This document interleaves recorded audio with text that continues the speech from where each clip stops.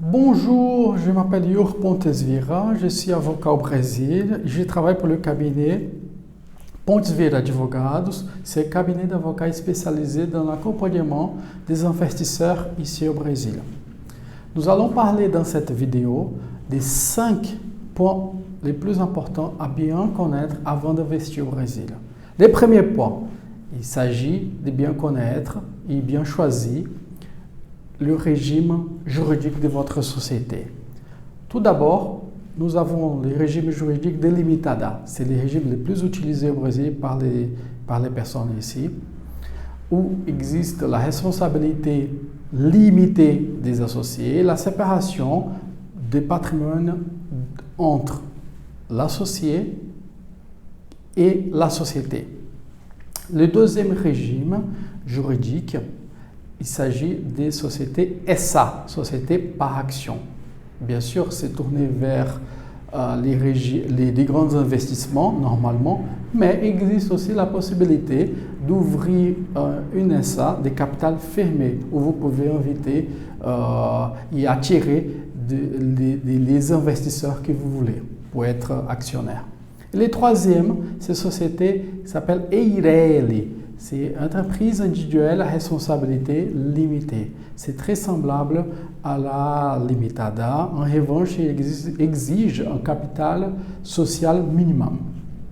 Deuxième point, nous allons parler maintenant, c'est de bien connaître et bien choisir le régime fiscal de votre société.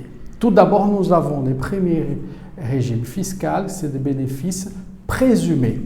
Donc en fait, la loi déjà établit au préalable un taux de votre bénéfice imposable qui va être taxable. Ces taux, il est en fonction de l'activité de votre société. Nous avons aussi le bénéfice réel. Donc en fait, c'est en fonction du résultat comptable de votre société qui va être l'assiette de taxation. Et finalement, nous avons le régime de CIPS national. Ce régime de CIPS national, c'est seulement pour les sociétés dont l'associé est résident et une personne physique. Donc, si vous n'êtes pas résident au Brésil, si vous êtes une société, vous ne pouvez pas adhérer à ces régimes fiscaux. Bon, le troisième point, c'est de bien enregistrer vos opérations internationales auprès de la Banque centrale.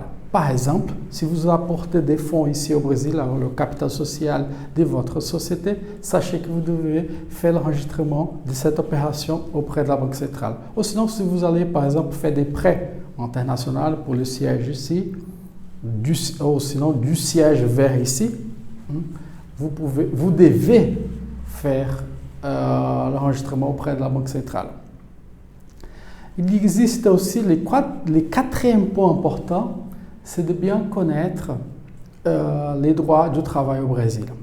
Sachez que les salariés au Brésil, il y a plusieurs droits et parmi ces droits exige pour tout travailleur, c'est le paiement du 13e salaire.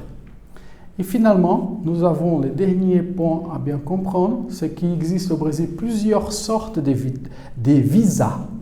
Lorsque vous êtes une personne physique et vous voulez venir au Brésil pour habiter, sachez qu'il existe un visa spécifique à votre cas.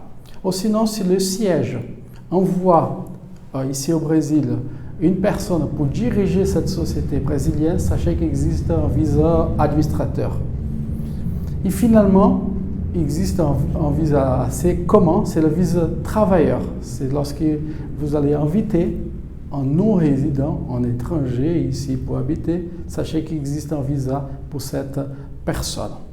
Bon, nous avons parlé des 5 points essentiels et je vous souhaite une bonne journée.